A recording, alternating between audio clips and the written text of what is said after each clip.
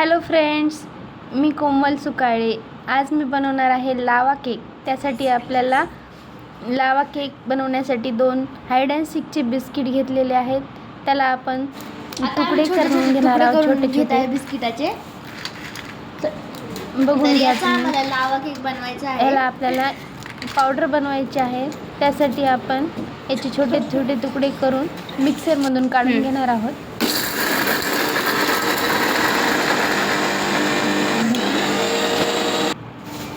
बघा, आपण अशी छान पावडर अशी बनवून घेतलेली आहे. बिस्किट आपण मिक्सरमधून ग्राइंड करून घेतलेले आहे. यामध्ये आपण आता दूध घालणार आहोत आणि याची छान अशी पेस्ट बनवून घेणार आहोत. याला पूर्ण दूध मिक्स होईपर्यंत आपण याला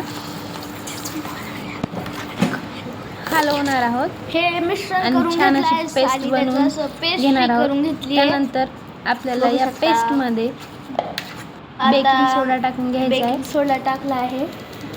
बेकिंग सोडा टाकल्यानंतर याला छान असं हलवायचं आहे. मग तो थोडासा जी पेस्ट आहे ती थोडी फुगेल आणि आपला जो केक बनणार आहे तो छान असा मस्त होईल. त्यासाठी आपण एक पात्र घेऊन त्याला तेल लावून घेतलेलं आहे. त्यामध्ये आपण ती पेस्ट थोडी अर्धी टाकून घेणार आहोत. त्यानंतर त्यामध्ये आपण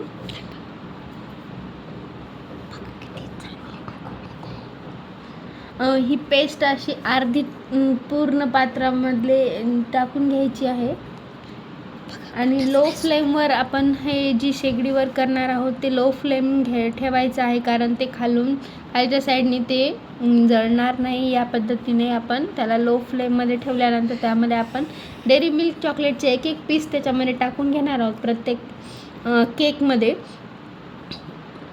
त्यानंतर आणखीन वरून डेअरी मिल्क चॉकलेट टाकून घेतले. त्यानंतर आपण त्यामध्ये पेस्ट ॲड करणार आहोत. पाहू शकता तुम्ही.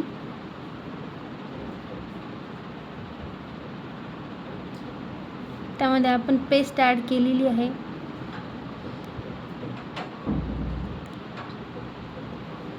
याला आपण थोडं झाकून ठेवायचे 10 मिनिट. छान असं त्याला लो फ्लेमवर होऊ द्यायचं.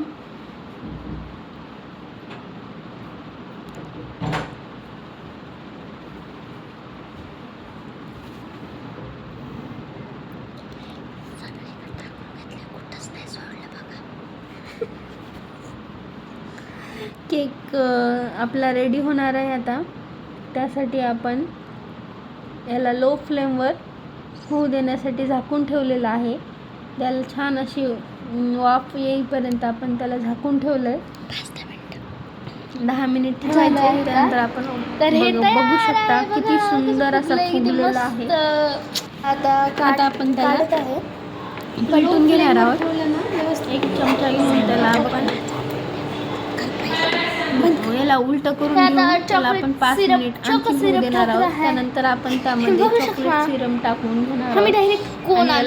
छान असं सेट होण्यासाठी फ्रीजरमध्ये 10 मिनिट ठेवल्यानंतर हा केक एकदम असा सेट होऊन जाईल आणि आपल्या खाण्यासाठी रेडी होऊन जाईल. तुम्हाला हा केक आवडला असेल तर तुम्ही नक्की ट्राय करा आणि व्हिडिओ आवडला असेल तर लाईक, शेअर, कमेंट आणि सबस्क्राईब करायला विसरू नका.